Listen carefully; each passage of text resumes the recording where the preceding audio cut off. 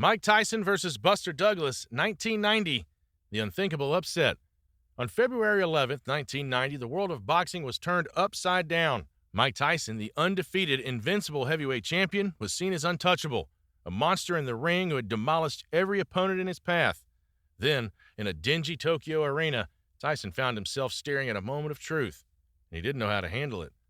Tyson's opponent that night was Buster Douglas, a 42-1 underdog with little chance of even making it past the first round. But here's the thing. Douglas wasn't just showing up for a paycheck. He had something to prove. Just a few days earlier, his mother had passed away, and he'd promised her he would become champion. From the start, Tyson didn't look like himself.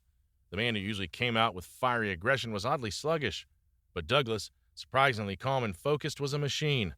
He controlled the tempo, outboxing Tyson with speed and accuracy. For the first time in his career, Tyson was on the defensive. Then came the shock of all shocks. In the 10th round, Douglas, who'd been dominating the fight, dropped Tyson with a massive right hand. Tyson stumbled to his feet, but the damage was done. The referee started the count. Tyson wasn't getting up. Not fully. Not with his usual fire. For the first time, he couldn't regain control, and the 10 count reached 9. The world saw something that they hadn't seen before. Tyson was defeated.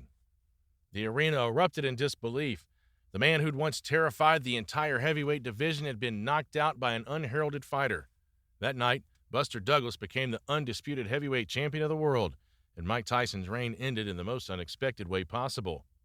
Muhammad Ali versus George Foreman, 1974, the Rumble in the Jungle. It was supposed to be a massacre. George Foreman, the undisputed heavyweight champion, was an unstoppable force, a 25-year-old powerhouse who'd knocked out everyone in his path, including the legendary Joe Frazier. His punches were thunder, his reputation, invincible. On the other side of the ring stood Muhammad Ali, the aging former champion who'd lost a step or two and many thought was washed up. But Ali had a plan that would change the course of history.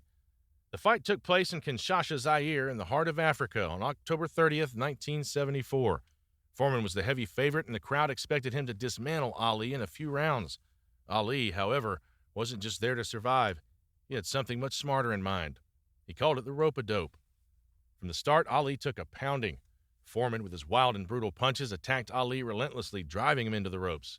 But instead of fighting back, Ali leaned against the ropes, letting Foreman throw everything he had. The crowd was stunned. Ali wasn't even trying to fight back. He was absorbing punch after punch, making Foreman expend all his energy. Foreman kept throwing, and as the rounds wore on, something started to change. Foreman, once the predator, began to look weary, tired, and almost sluggish. His punches weren't landing with the same force, and his confidence began to fade. Meanwhile, Ali, having weathered the storm, was still standing tall, looking as cool as ever. Then, in the 8th round, the unthinkable happened. Ali saw his opening and unleashed a powerful right hook that sent Foreman crashing to the canvas. The crowd went wild as the referee counted to 10. Muhammad Ali had just done the impossible. He wasn't just a boxer that night. He was a genius. Tyson Fury versus Deontay Wilder, 2020, the underdog's triumph. It was supposed to be a repeat performance. Deontay Wilder, the fearsome WBC heavyweight champion, was known for his brutal knockout power.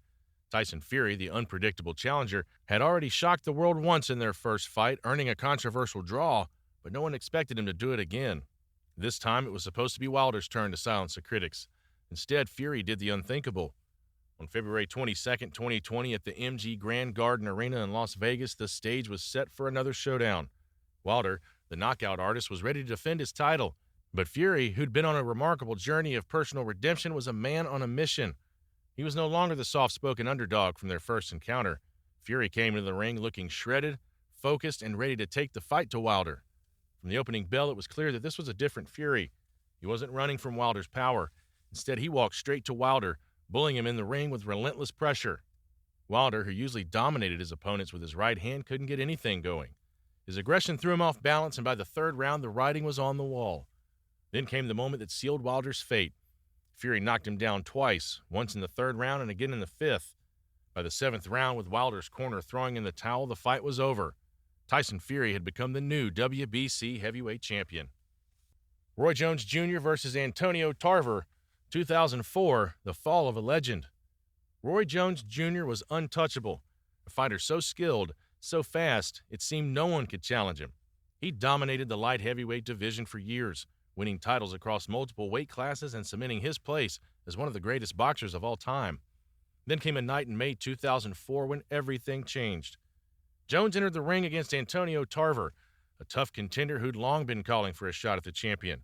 At 35, Jones was starting to show some wear and tear, but no one expected him to be dethroned. Jones had already moved up to heavyweight and then dropped back down, with many questioning whether the move had affected his speed and power. But still, no one thought Tarver had the tools to take down the pound-for-pound king. From the very first round, he was more than just a challenger. He was a problem. Jones looked sluggish, hesitant, and slower than usual.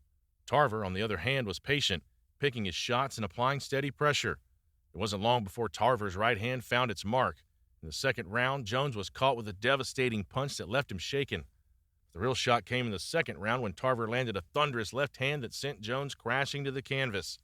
The champion, who'd once been known for his impenetrable defense and lightning speed, was knocked out cold. The world was stunned. Roy Jones Jr., the fighter who had once made the impossible seem effortless, had just been knocked out in a way no one saw coming.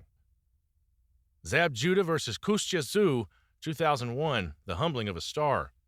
Zab Judah was supposed to be the future of boxing. At just 23 years old, he was undefeated and had lightning-fast hands that left opponents struggling to keep up. A flashy, brash young star from Brooklyn, Judah had it all. Talent, charisma, and a growing reputation that screamed future champion. Then came the night that knocked him off his pedestal. On November 3, 2001, Judah faced Su, the seasoned, hard-hitting Russian fighter who had held the junior welterweight title for years.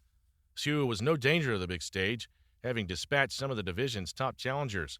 But Judah's confidence and unblemished record made him the favorite. Everyone was watching to see if Judah's hype would live up to his performance.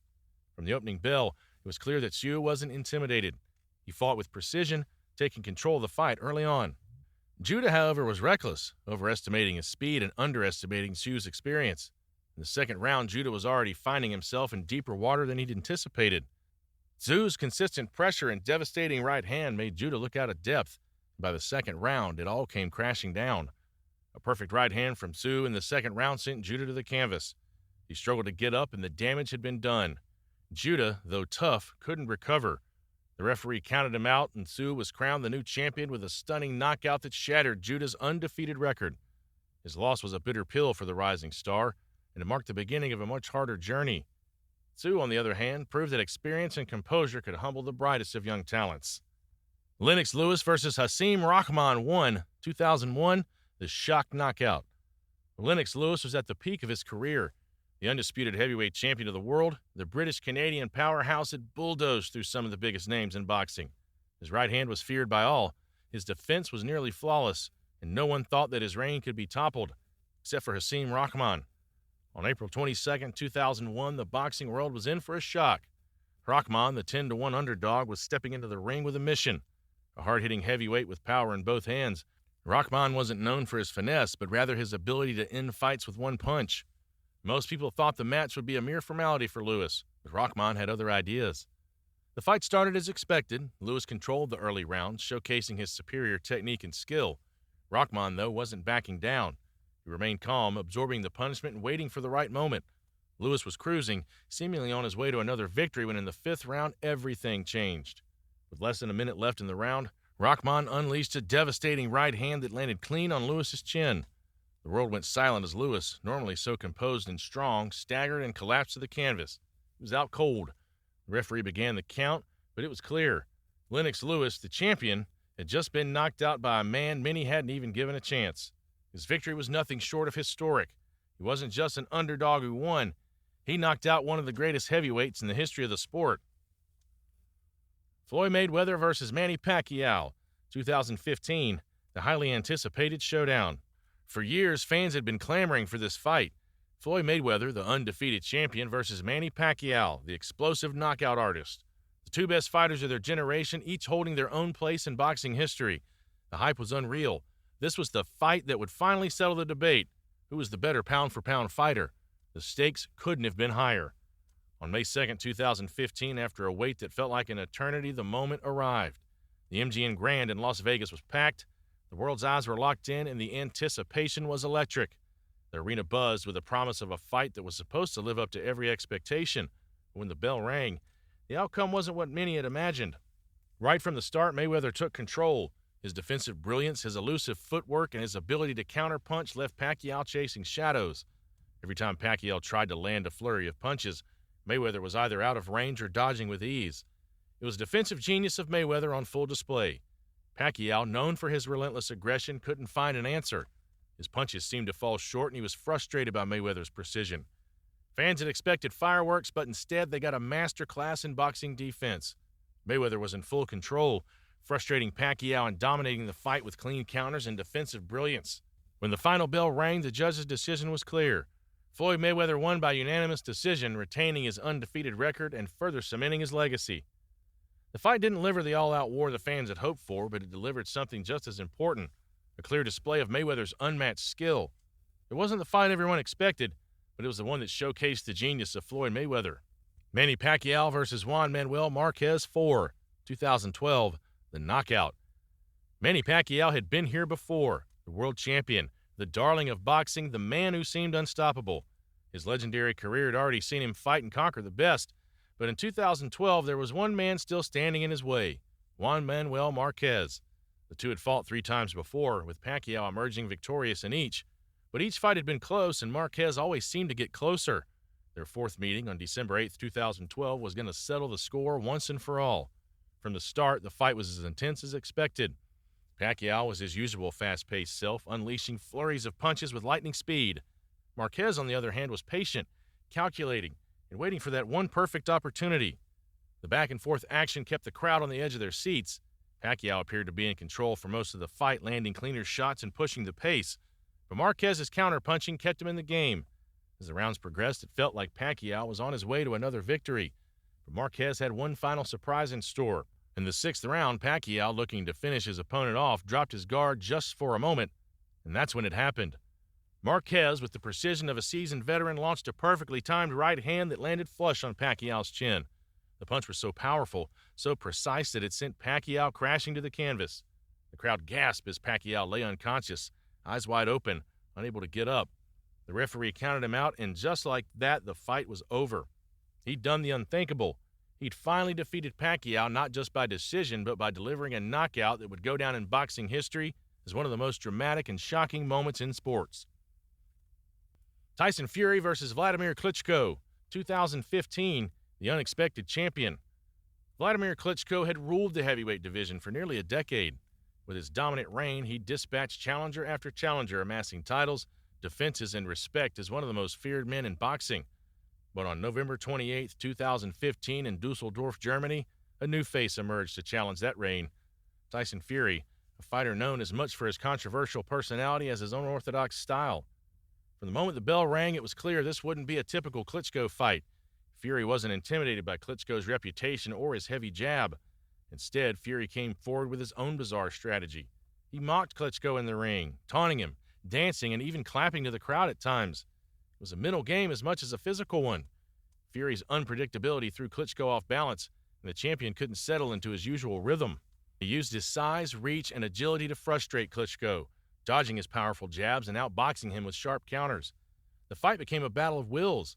Klitschko, usually a methodical, patient boxer, couldn't land his usual punishing blows. He moved in and out, controlling the pace and making Klitschko look slow and out of touch with the fight. As the rounds wore on, it became apparent that Fury wasn't just surviving, he was winning. Klitschko's frustration grew, and he couldn't find a way past Fury's defense. By the final bell, the decision was in. Tyson Fury had done the unthinkable. He dethroned the long-reigning champion with a unanimous decision victory. A brash, unpredictable underdog had just ended a decade of dominance, and the heavyweight division would never be the same again. And that's it. So, who do you think will be the next fighter to pull off a jaw-dropping upset like these? Could we see another shocker in the ring, or are the champions too dominant to fall? Share your thoughts in the comments section below.